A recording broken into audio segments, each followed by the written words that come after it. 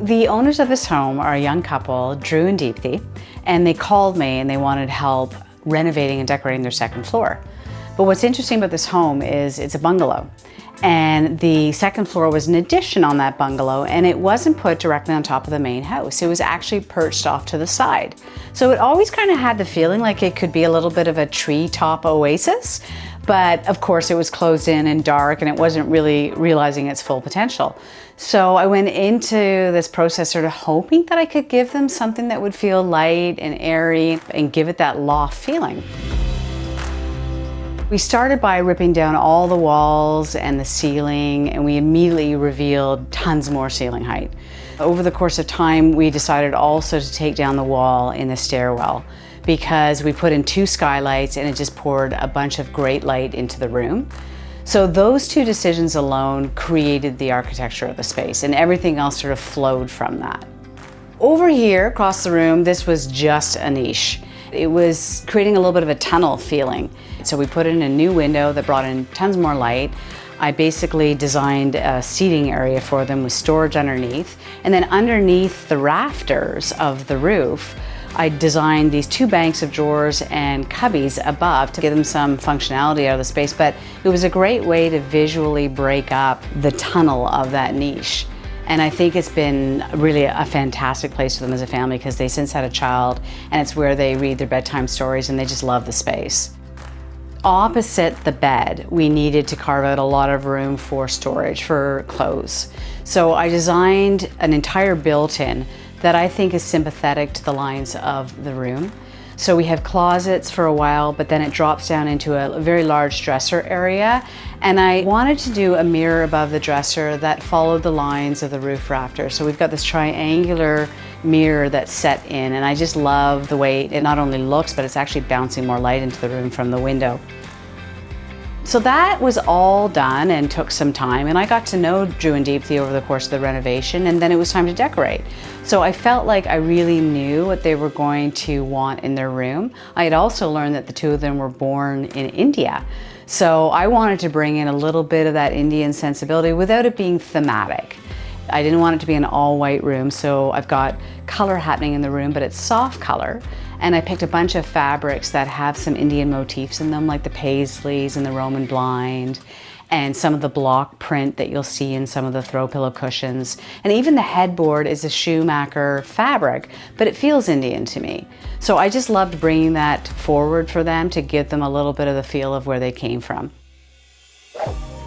So in the bathroom, originally it was 2 rooms. You walked into a closet that was relatively small, and then you had to move through the closet to get into the bathroom. And both were compromise spaces, I'll call it. They were not large spaces. So I thought, well, why don't we just take down the wall in between them and create a large master ensuite? And that's exactly what we did. Over in the corner, we had all this space now to be able to create a very large shower area for them. And then on the other side, we had all this space to create a very large custom vanity. Having 2 sinks wasn't that important to them. So we decided instead to maximize the storage, give them a nice luxurious amount of counter with a single sink, and then have 2 tall vertical elements where Drew could go and get his stuff out of his side, and she has her side, and I think just that makes for a very happy marriage. I wanted something that felt natural and a bit organic. Deepthi's very much like that herself, and so she just loved the suggestion of concrete tiles that are a little wobbly looking, a little uneven, and we laid it in a herringbone pattern, and over time it's actually built a little bit of patina, which I love. The wall tiles that I put across the whole back of the shower wall, they're really very interesting even when you touch them. You rub your hand down them and they feel like paper.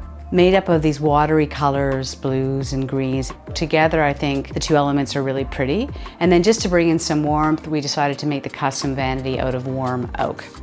Lighting's always very important in bathrooms. And in this particular case, I actually wanted to find a way to light up that wall of tile. So I found a recessed light that you could embed into the drywall that washed that whole wall. So at night, it's really pretty. And then by the custom vanity, wall sconces that exude a little bit of an amber glow, so I felt like it was really warm with the oak. And then in this case, we had the room to put a couple of special touches in. And one of my most favorite finds was this hand-waxed oak stool that's got the most beautiful threaded edge detail around it. And I just think it's stunning in the bathroom. And it serves a function. They can put the robe down on it when they go into the shower, or they can put a towel down on it. And it looks really beautiful. We've got the Roman blinds, but in between the windows, I went on the hunt for a beautiful object. And of course, one of my favorite stores is Snob. So I walked in there and found the most beautiful whitewashed wicker vessel. It could have just stood completely on its own, it's so beautiful, but we decided to put a little bit of greenery in it and these real gourds. And it makes like a really beautiful piece on the floor. And the nice thing about it, and the secret about it, is while the gourds are real, the greenery isn't. So for someone who doesn't want to deal with looking after a plant in the bathroom, it's the perfect solution. There's no maintenance to it. You just probably throw a blow dryer at it once in a while to get the dust off. But I love it. I think it looks really, really beautiful on that wall. Honestly, the biggest lesson for me, and actually a reminder to me, is you cannot judge a book by its cover. I came in here, and like any other project as a designer, it's our job to actually see potential in spaces. I saw that there was potential, but I had no idea that we would discover what we discovered in terms of the architecture of this room. Like, it really did realize itself into being their treetop oasis. They're thrilled with it, and I'm so happy for them.